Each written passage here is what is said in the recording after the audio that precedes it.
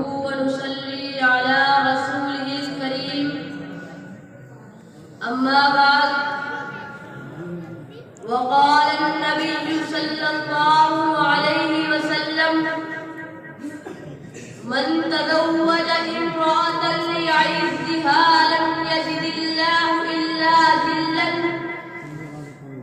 ومن تزوجها لمالها لم يزد الله إلا فقرا إلى آخره أو كما قال عليه الصلاة والسلام۔ محترم حضرات، سامعین کرام، مہمانان اعظام اور عزیز طلبہ،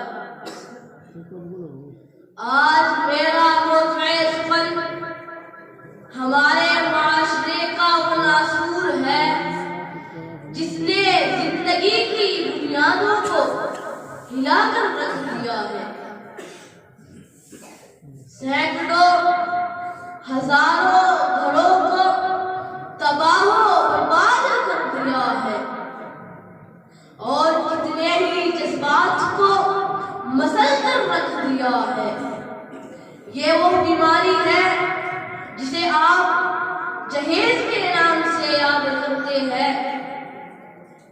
میں نے آپ حضرات کے سامنے ایک حدیث شریف پڑھی ہے، اس میں حضور پر نور محمد عربی صلی اللہ علیہ وسلم کا پاک ارشاد ہے کہ جو شخص عزت حاصل کرنے کے لیے شادی کرے گا تو رب ذوالجلال ایسے شخص کو ذلت کے سوا کچھ نہیں دیں گے، اور جو شخص مال کے لالچ میں شادی کرے گا تو رب ذوالجلال ایسے شخص کو فقر و فاقہ اور تنگدستی کے سوا کچھ نہیں دیں گے۔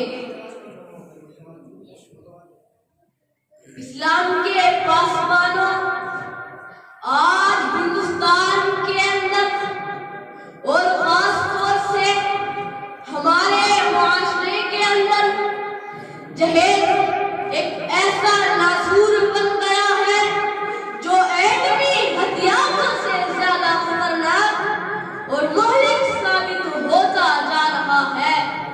اس ملحوظ جہیز کی بنیاد پر روز مرہ اخبارات کی رونق دار بن کر یہ سرخیاں چھپتی ہے کہ فلاں شوہر نے اپنے سسرال والوں سے اسکوٹر نہ ملنے پر اپنی نئی نویلی دلہن کو جلا دیا، فلاں شخص نے مزید جہیز کا مطالبہ پورا نہ کرنے پر اپنی بیوی کو موت کے گھاٹ اتار دیا۔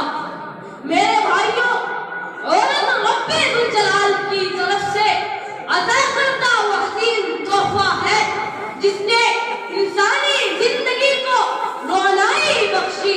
اسی عورت کے دم سے نظاروں میں خوبصورتی پیدا ہوئی، اسی معصوم کلیم نے حضرت آدم علیہ السلام کی زندگی سے خوف و وحشت کو دور کیا، مگر ان تمام باتوں کے باوجود ظلم و ستم کی تاریخ شاہد ہے کہ اس دارے فانی میں جتنے مظالم برپا ہوئے ہیں ان میں زیادہ تر صرف نازک ہی پر کیے گئے ہیں۔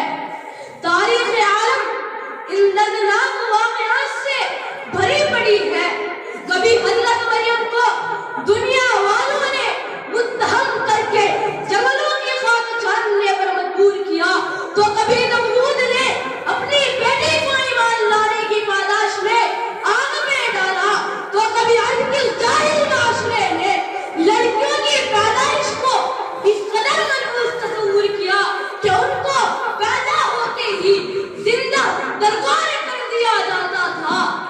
حضرات، آج بھی ان معصوم دوشیزاؤں پر ظلم و ستم کے پہاڑ توڑے جا رہے ہیں۔ جبر و تشدد کی خارزار جھاڑیاں ان کی راہ میں حائل ہیں۔ آج بھی عورتوں کے ارمانوں کا خون کیا جا رہا ہے۔ غریب گھرانے کی بچیوں پر خدا کی زمین اپنی وسعت اور کشادگی کے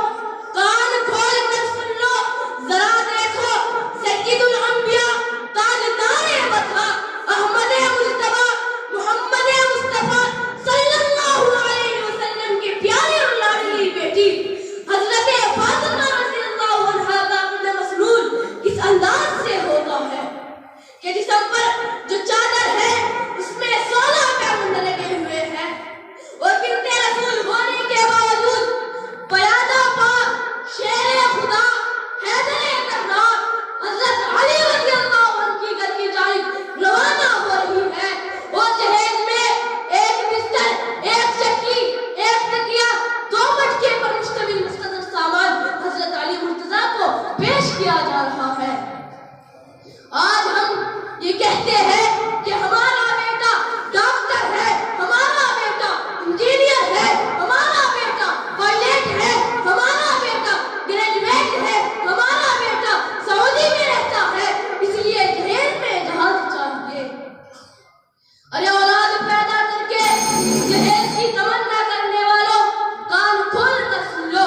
اگر تمہارا بیٹا انجینئر ہے تو حضرت علی مجاہد تھے، اگر تمہارا بیٹا پیکر سیاست ہے تو حضرت علی پیکر ولایت تھے۔